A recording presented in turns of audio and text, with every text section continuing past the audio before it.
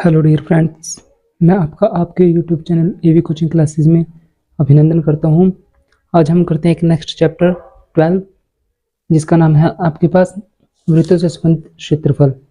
ये आपकी board exam से रिलेटेड चैप्टर है। तो हम इसका क्वेश्चन नंबर 1 स्टार्ट करते हैं। क्वेश्चन नंबर 1 में क्या बोलता है बच्चों? एक्सरसाइज आपके पास प्रश्नावली 12.1, उसका क्वेश्चन नंबर 1 क्या बोलता है आपके पास? वो बोलता है दो वृत्तों की त्रिज्याएं, मतलब दो वृत्त हैं। मैं साथ साथ करता हूँ। जैसे वृत्त ये है और दूसरा वृत्त ये है। उसने बोला है दो वृत्त जिनकी त्रिज्या है, मान लीजिए मैंने पहले की जो त्रिज्या है वो कितनी दी है उसने 19 सेंटीमीटर, जो दूसरा वृत्त है उसकी त्रिज्या कितनी दी है उसने आपके पास 9 सेंटीमीटर। तो बोलता है उस वृत्त की त्रिज्या ज्ञात कीजिए जिसकी परिधि इन दोनों वृत्तों की परिधि के योग के बराबर, मतलब जो इनकी परिधि है वो उनके योग मतलब प्लस। तो हमें कोई एक थर्ड दे रखा है वृत्त, उसकी परिधि की हमें क्या निकालनी है? त्रिज्या निकाल के दिखानी है। मतलब ये जो चीज है उस चीज को हमें फाइंड आउट करके दिखाना है क्या है क्या नहीं। तो जो उसने बोला बच्चे हम उसी को मान लेते हैं। मैं बोलता हूँ क्वेश्चन नंबर 1 में हम क्या करते हैं कि माना, सबसे पहले हम क्या कर लेते हैं, मान लेते हैं, लेट कर लेते हैं, माना कि आर, जो आर है वो वृत्त की त्रिज्या है। आर क्या है आपके पास? वृत्त की त्रिज्या है जिसकी परिधि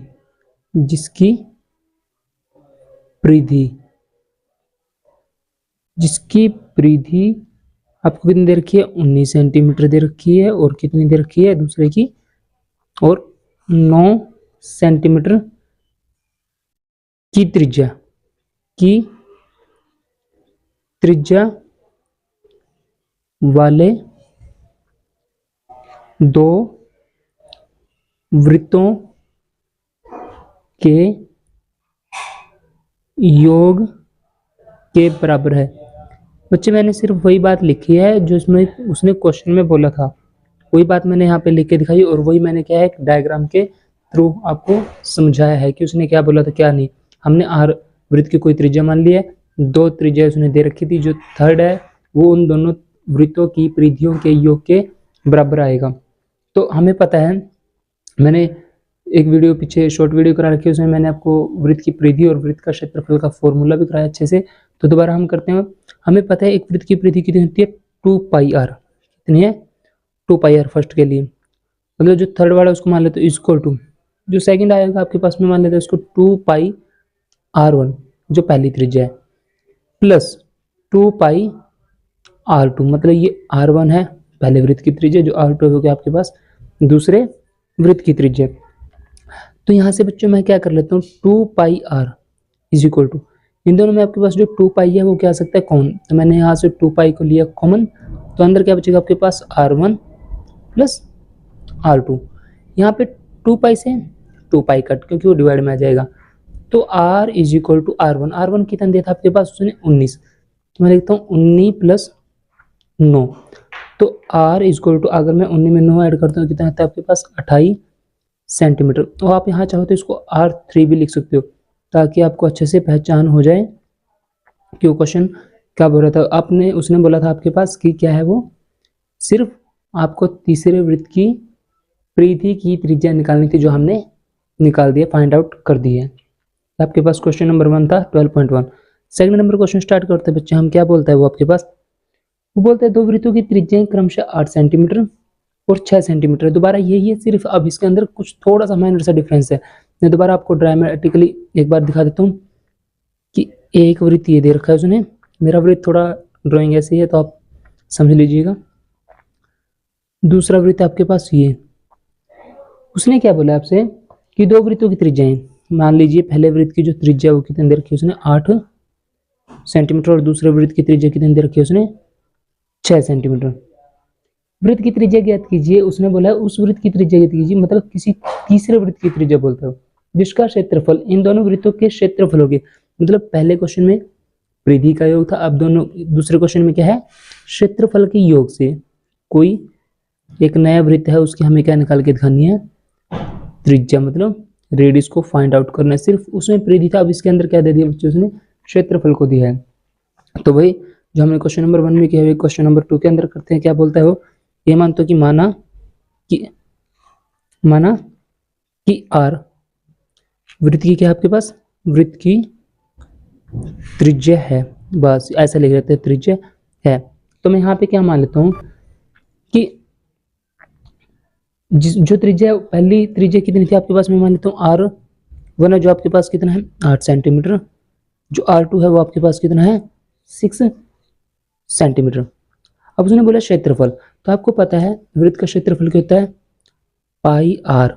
मैं यहाँ पे मान लेता हूँ किसके लिए निकाल रहे हैं हम, थर्ड के लिए निकाल रहे हैं, तो पाई आर स्क्वायर, यहाँ मैंने तीसरे वृत्त के लिए 3 लिख दिया, is equal to pi R 1 square plus pi R 2 square. तो pi R 3 square is equal to, इन दोनों से मैं क्या कॉमन ले सकता हूँ पाई, तो पाई हमारे पास कॉमन आ गया, तो अंदर क्या बचेगा बच्चे R1 का स्क्वायर प्लस R2 का स्क्वायर, बस सिंपल सी बात है, पाई से पाई कट। R3 का square is equal to R1 के आपके पास पहले 8 का स्क्वायर प्लस R2 कितना आपके पास 6 का स्क्वायर, सिंपल सी बात थी आपके पास। यहाँ कर देता हूँ मैं, तो इसका मतलब क्या आता है, या फिर it's implies R2 square R3 का स्क्वायर इज इक्वल टू 8 का स्क्वायर कितना, तो बच्चे आपके पास 64 मतलब 64 प्लस 6 का कितना होगा 36 मतलब 36। तो जो आपके पास R3 का स्क्वायर है वो कितना आएगा 100, और जब ये स्क्वायर उस तरफ जाके क्या बन जाएगा आपके पास स्क्वायर रूट। तो आप सभी को पता है कि 100 का जो स्क्वायर रूट है वो आपके पास कितना आता है 10, और यूनिट क्या थी इसकी सेंटीमीटर। तो आपके पास जो तीसरे वृत्त की त्रिज्या है वो कितनी आ गई है 10 सेंटीमीटर, कितनी आ गई है 10 सेंटीमीटर। ये थे आपके पास 12.1 के पहले दो क्वेश्चन। क्वेश्चन नंबर 3 12.1 एक्सरसाइज का क्वेश्चन नंबर 3 है, और मैंने पहले एक कॉर्नर पे लिख दिया है क्वेश्चन आपके लिए क्या है वेरी वेरी इंपॉर्टेंट, की मतलब मैंने 3 बार वी नोट किया है, तो मतलब इसका मतलब क्या है कि क्वेश्चन आपके लिए क्या है बेहद ही इंपॉर्टेंट है, और ये क्वेश्चन आपसे 5 से लेकर 6 अंक के अंदर पूछा जाता है। चलिए तो टाइम को वेस्ट ना करते हैं, हम क्वेश्चन की तरफ चलते हैं। तो बच्चे क्वेश्चन में क्या बोलता है, क्वेश्चन में आपके पास एक डायग्राम है, सर की थोड़ी जो डायग्राम बनाने की कला है वो थोड़ी कम वीक है, तो इसको आप एडजस्ट कर लेना, आपकी बुक में दे रखा है पहले ऑलरेडी, तो मैंने सिर्फ जितना मेरे से कोशिश हो चुकी है मैंने इसको ड्रॉ किया है, कि आपके पास कुछ सर्कल दे रखे हैं, वृत्त दे रखे हैं, उनके बारे में बात की गई है। तो मैं क्वेश्चन पढ़ता हूँ, तो आप भी अपने एक बार बुक्स के अंदर देख लीजिए क्या दे रखा है, कि कोई 5 सर्कल दे रखे हैं। सबसे पहले जो सर्कल है वो आपके पास क्या है गोल्ड, जो सेकंड है वो आपके पास क्या है रेड, मैं फर्स्ट लेटर उनका राइट कर रहा हूँ रेड, उसके बाद क्या आएगा आपके पास ब्लू, फिर क्या आएगा ब्लैक, और जो लास्ट में एक और रह गया है उसको ड्रॉ कर देता हूँ मैं साथ ही साथ, जो लास्ट वाला है आपके पास सर्कल वो क्या आएगा व्हाइट। वो बोलता है ये जो सर्कल है इन सभी का आपको क्या फाइंड आउट करके दिखाना है। देखो फिर ये ऐसे हो गया, तो थोड़ा इसको एडजस्टेबल कर लेना, ये आपके मैथ में दे रखा है ऑलरेडी, ये क्या आपके पास व्हाइट। तो हमें इस चीज का क्या निकाल के दिखाना है आपके पास क्षेत्रफल। वो क्या बोलता है कि जो इसका डायमीटर मतलब जो गोल्ड वाला वृत्त है उसका जो डायमीटर वो कितना है, मैं लिखता हूँ यहाँ पे कि जो आपके पास गोल्ड है, गोल्ड वृत्त का व्यास उसने ऑलरेडी दे रखा है आपके पास, वो कितना दे रखा है बच्चे, उसने दे रखा है आपके पास 21 सेंटीमीटर, कितना है 21 सेंटीमीटर। जब आपको व्यास दिया जाता है तो वहां से आपको त्रिज्या भी निकालनी आनी चाहिए। तो हमें यहाँ पता है गोल्ड वृत्त की त्रिज्या, और मैंने त्रिज्या आपको अच्छे से निकालनी सिखाई हुई है। त्रिज्या कैसे निकलती है, व्यास का हाफ कर देते हैं, तो मतलब 21/2 सेंटीमीटर आपके पास क्या आ गई है, इसकी त्रिज्या आ चुकी है। तो इस प्रकार आपके पास बहुत सारे सर्कल दे रखे हैं, लेकिन वो बोलते हैं जैसे हम एक सर्कल के बाद दूसरे सर्कल में एंटर करेंगे तो जो एक पट्टी एक सर्कल जुड़ जाएगा वो आपके पास 10.5 इंक्लूड कर देगा वैल्यू को, कि मतलब जैसे 21 ये था तो उसके बाद हम 10.5 को और ऐड कर देंगे उसके अंदर, तो आपके पास नेक्स्ट सर्कल का क्या बन जाएगा व्यास आ जाएगा। तो पहले हम एक का निकालें, फिर सेकंड का, फिर थर्ड का, फिर ऐसे करके हम चारों पांचों सर्कल को निकाल सकते हैं। तो सबसे पहले हम बात करते हैं गोल्ड वृत्त का व्यास, उसने 21 सेंटीमीटर दिया था, गोल्ड वृत्त की त्रिज्या कितनी 21/2 सेंटीमीटर। तो अब हमें पता है कि यहाँ पे लिखूंगा मैं गोल्ड वृत्त का क्षेत्रफल।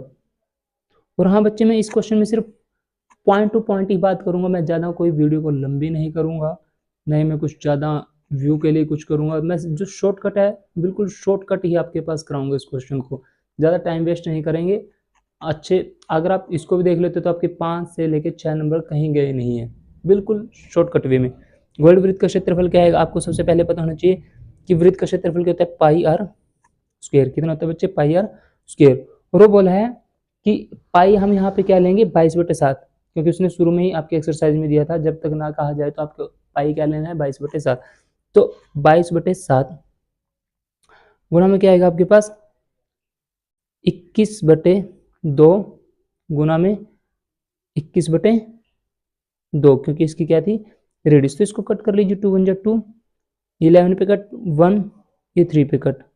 जब हम इसको पूरे को कट करते हैं तो मेरे बच्चे ये आपके पास क्या आ जाता है, इसको पूरे को कट करने के बाद 346.5 सेंटीमीटर का स्क्वायर। तो आपके पास ये गोल्ड वृत्त का क्षेत्रफल आ चुका है। उसके बाद जो नेक्स्ट है वो क्या आता है आपके पास, मैं लिख देता हूँ यहाँ पे रेड के लिए, एक हेडिंग बना लेना बच्चे, जिससे एग्जामिनर को कोई भी मुश्किल ना आए। मैं लिख देता हूँ यहाँ रेड के लिए, मतलब रेड वृत्त के लिए। अब जब रेड वृत्त के लिए है तो हम उसके लिए क्या करेंगे, हमें पता है कि रेड वृत्त का क्षेत्रफल क्या है, रेड वृत्त का क्षेत्रफल। अब रेड वृत्त का जो क्षेत्रफल है बच्चे वो कैसे निकलेगा, अब समझने की बात है कि जैसे आपके पास ये रेड है, कि दोबारा एक बार मैं बना देता हूँ यहाँ पे, ये था आपके पास गोल्ड, लेकिन ये आपके पास क्या है यहाँ पे रेड। अब रेड कैसे निकलेगा, अगर मैं ये पूरे की बात करता हूँ, अगर मैं इस बड़े में से छोटे को माइनस कर देता हूँ तो आपके पास ऑटोमेटिकली क्या आ जाता है, रेड के लिए है जो एरिया निकल जाएगा। तो मैं यहाँ पे लिखता हूँ रेड वृत्त का क्षेत्रफल, उसमें से क्या माइनस कर देता हूँ, माइनस गोल्ड वृत्त का क्षेत्रफल। तो टाइम को वेस्ट मत करो, रेड वृत्त का क्या आएगा, मैं लिख देता हूँ pi R square, pi R sorry square, इसको मान लीजिए R1 माइनस पाई R2 का स्क्वायर। तो यहाँ से मैं क्या ले लेता हूँ, पाई को कॉमन, तो अंदर क्या आएगा R1 का स्क्वायर माइनस R2 का स्क्वायर। बच्चे टाइम को वेस्ट करना ही नहीं है बिल्कुल भी, जो आपको वैल्यू दिखाई दे रही है उसको पुटअप कर दीजिए। पाई क्या है आपके पास 22/7 माइनस, अब R1 का बच्चे आपको ख्याल रखना है, जो गोल्ड के लिए व्यवस्था पहले कितना था 21, लेकिन जब उसने बोला था कि नेक्स्ट सर्कल के अंदर जाएंगे तो 10.5 आपके पास हो जाएगा, इंक्लूड हो जाएगा। कितना हो जाएगा, 10.5 आपके पास इंक्लूड हो जाएगा। तो अगर मैं 21/2 करता हूँ, अगर इसको मैं कट करता हूँ बच्चे तो कितना आता है 10.5 सेंटीमीटर, और इसके अंदर 10.5 ऐड करूंगा तो कितना आ जाएगा आपके पास 21। तो मैं यहाँ पे ऐसे लिख भी देता हूँ, चलो रेड वृत्त की त्रिज्या, तो रेड वृत्त की त्रिज्या कितनी आ जाएगी आपके पास, ऑलरेडी उसने 10.5 पहले दी थी प्लस 10.5, तो इसको करके कितना आएगा 21 सेंटीमीटर। तो यहाँ लिखता हूँ मैं 21 का स्क्वायर माइनस, और R2 कितना है जो पिछला था आपके पास वो कितना है 10.5 का स्क्वायर। तो यहाँ से आपके पास बच्चे एक प्रॉपर्टी एप्लीकेबल होती है, वो प्रॉपर्टी क्या है आपके पास, यहाँ पे साइड में लिखोगे कि ए स्क्वायर माइनस बी का स्क्वायर, वो आता है आपके पास ए प्लस बी, और साथ में क्या आता है ए माइनस बी। ये बहुत ही शानदार आपके पास एक प्रॉपर्टी है मैथ की, जो आपका क्वेश्चन बिल्कुल सोल्व करेगा, और ये पूरे क्वेश्चन के अंदर एप्लीकेबल होगी। तो इसको एक अच्छे से राइट कर लेना अपनी कॉपी के ऊपर।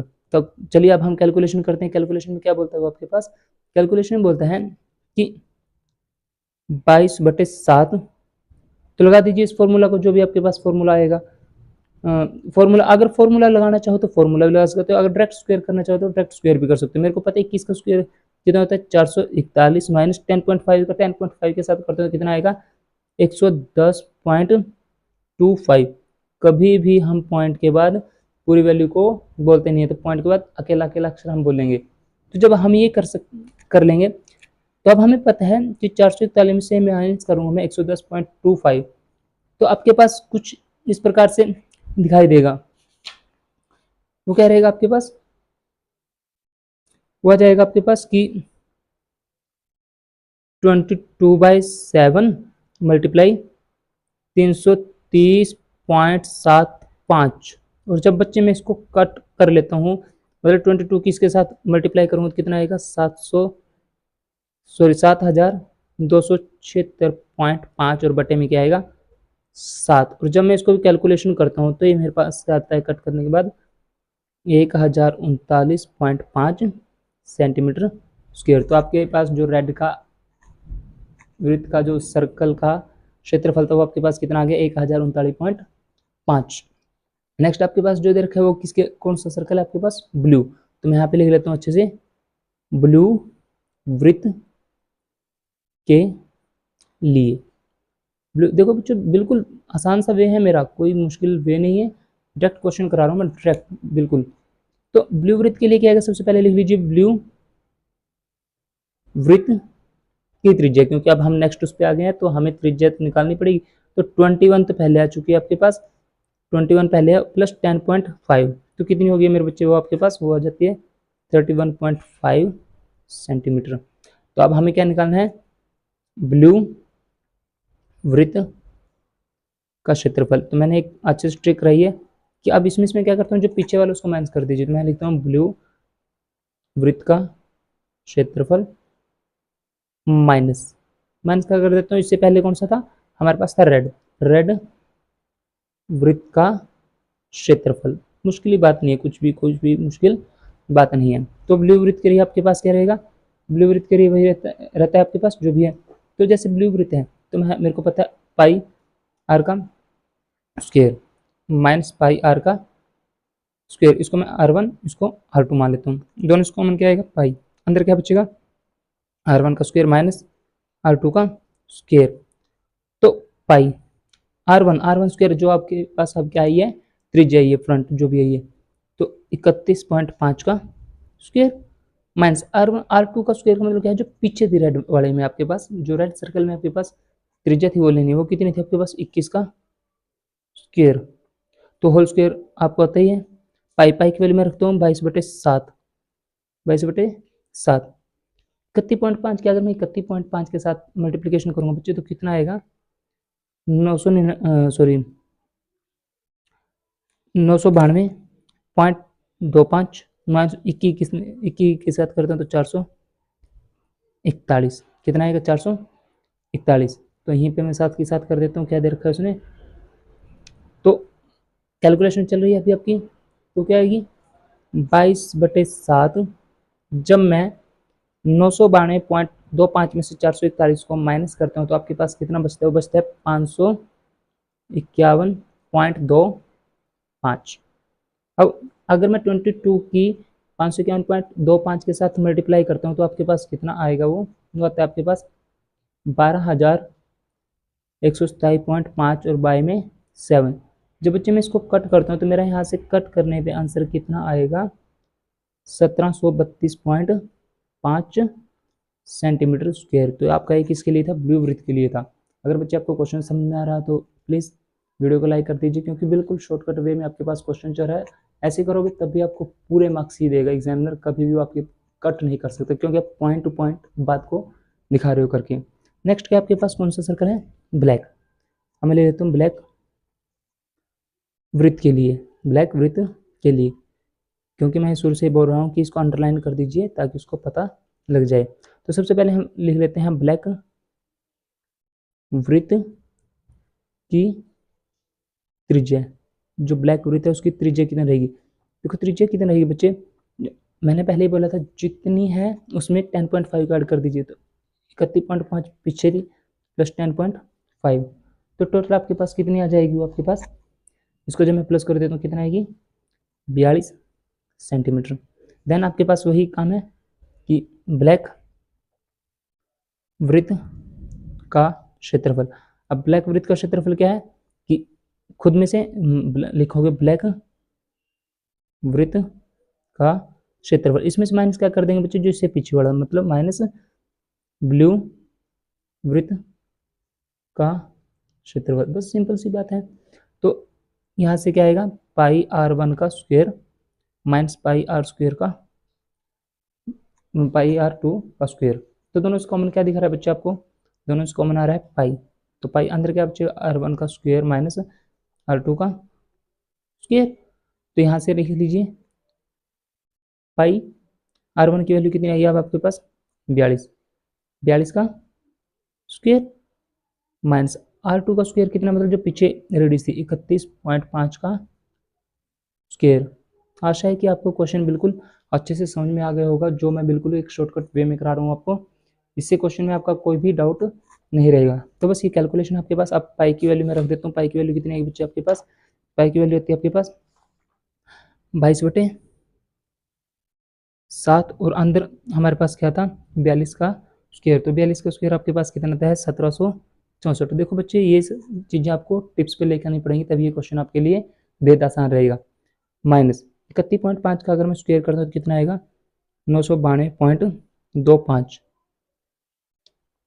तो कैलकुलेशन ही है और कुछ नहीं है। 22/7 1764 में से अगर मैं 992.25 को माइनस करता हूँ तो मेरे पास कितना आता है 771.25। उसके बाद वही 22 की इसके साथ पूरे के साथ मल्टीप्लिकेशन, तो मल्टीप्लिकेशन करने के बाद क्या आएगा मेरे पास, ये आएगा 16,978.5 और बाई में 7।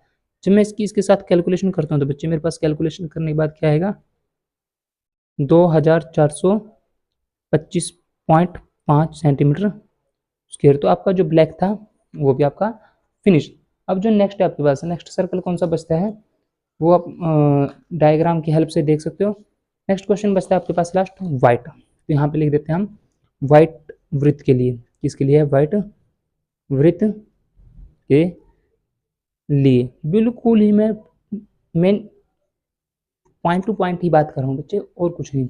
तो सबसे पहले हम लिख देते हैं वाइट वृत्त की त्रिज्या। वाइट वृत्त की त्रिज्या वो कितनी रहेगी, पीछे आपके पास कितनी होगी थी 42.10.5 को और ऐड कर दीजिए तो आपके पास कितनी आ जाएगी 52.5 सेंटीमीटर। अब हमें क्या निकालना है वाइट वृत्त का क्षेत्रफल। वो कहाँ से कैसे आएगा, मैं लिख देता हूँ वाइट वृत्त का क्षेत्रफल माइनस इससे जो पीछे वाला था, पीछे वाला कौन सा था आपके पास, वो था मेरे ख्याल से आपके पास ब्लैक वृत्त का क्षेत्रफल। सिंपल सी बात है। तो यहाँ से वाइट वही फॉर्मूला πr1 का स्क्वायर माइनस πr2 का स्क्वायर, दोनों से कॉमन क्या दिख रहा है पाई, अंदर क्या बचेगा r1 का स्क्वायर माइनस r2 का स्क्वायर। ठीक है, यहाँ साइड में कर देता हूँ बच्चे में, इसको जगह की थोड़ी कमी है। अभी मेरे साथ इसको कॉपी में करते चलिए। तो यहाँ से हम पाई की वैल्यू रखें तो पाई की वैल्यू कितनी आएगी 22/7। अब आपके पास जो r1 है r1 कितना आ गया आपके पास 52.5 का स्क्वायर माइनस r2 है जो वो कितना आ चुका है, जो मतलब जो पिछले बार आपके पास त्रिज्या थी, पिछली बार क्या थी आपके पास वो थी 42 का स्क्वायर। तो वही आगे बच्चे आपके पास बचता है कैलकुलेशन 22/7 52.5 की मैं 52.5 के साथ अगर मल्टीप्लीकेशन करता तो आता है मेरे पास 2756.5 माइनस 42 का हमने पीछे किया था वो कितना था हमारे पास 1764। तो 22/7 अगर मैं 2756.5 में से 1764 को माइनस करता हूँ तो मेरे पास बचता है 992.25। अब 22 की 992.25 के साथ अगर मैं गुणा करता हूँ तो आता है मेरे पास 21,829.5 और बटे में 7। जब मैं इसको इसके साथ कट करता हूँ तो बच्चे मेरे पास कितना आएगा, होता है मेरे पास 3,118 सेंटीमीटर स्क्वायर। तो बच्चे ये था आपका पास ये क्वेश्चन।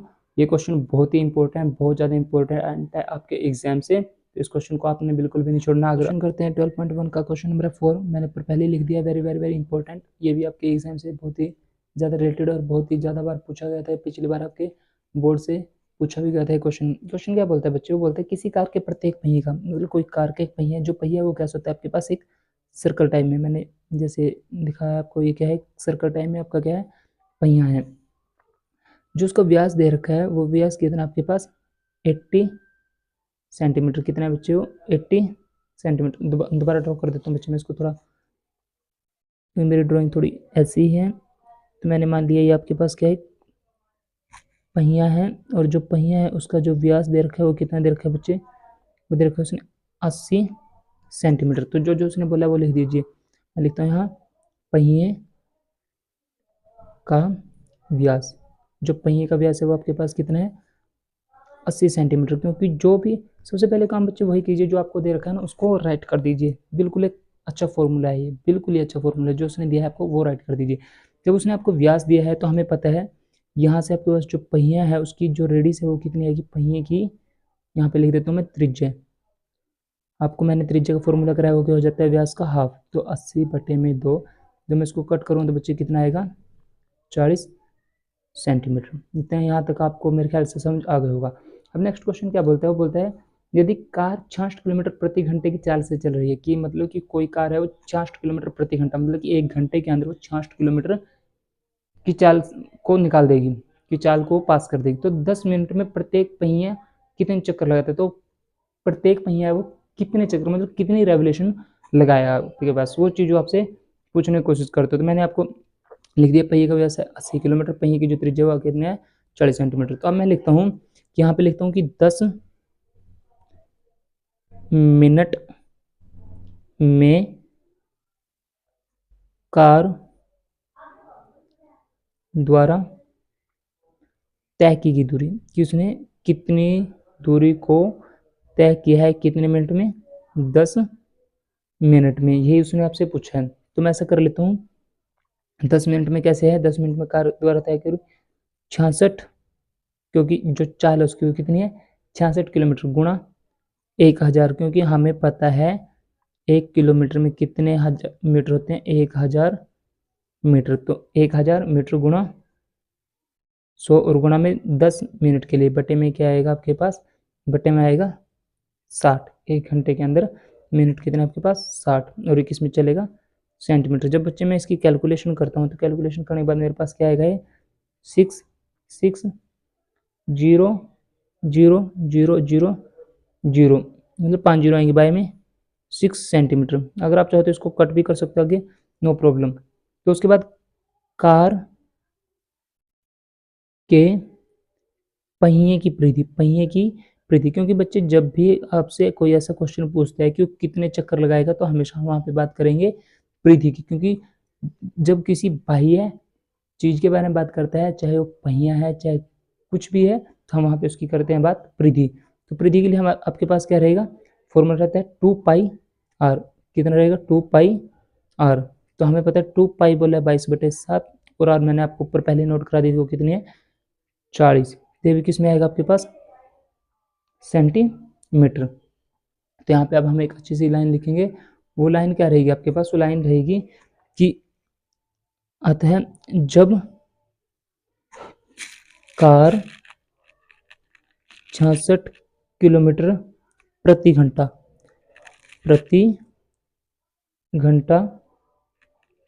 की गति से चल रही हो, कि जब जो कार है वो कितने किलोमीटर की चाल से चल रही है 66, तो 10 मिनट में कुल चक्करों संख्या, तो मैं लिखता हूँ 10 मिनट में, कि चक्कर ही तो पूछे उसने, चक्रों कि कितने चक्कर लगाए, चक्रों की संख्या। तो बच्चे वो कितना आ जाएगा, पहले तो 10 मिनट में जितनी दूर उसने निकाली और उसके बाद उसकी परिधि की मल्टीप्लिकेशन। तो मैं यहाँ से कर देता हूँ, क्या दिया था उसने 66 लाख 1 2 3 4 5 बाय में 6, और इसकी गुणा करा देता हूँ मैं परिधि के साथ। परिधि कितनी आपको उसका उल्टा हो जाएगा, जो मैं कराऊंगा 7/2 गुणा 22 गुणा 40, ये आपके पास कैलकुलेशन बचती है। तो इसको कट कर लीजिए, कट करने के बाद आपको मेरे ख्याल से पता ही है सभी को, जो भी कट करेंगे, जैसे बाई एकम बाई बाई उसके साथ कट करता हूँ तो 3 1 2 3 4 5 जो आ जाएगी, उसके बाद ये 6 पे कट हो जाएगा। तो पूरा कट करने के बाद मेरे बच्चे आपके पास क्या जाता है, लास्ट में फाइनल आंसर बचता है आपके पास, ये आपके पास चक्कर लगाएगा 4375, मतलब 4375 चक्कर। तो उसने जो चक्कर लगाए हैं 10 मिनटों में कितने लगाएगा, वो 4375 चक्कर वो आपके लगाएगा।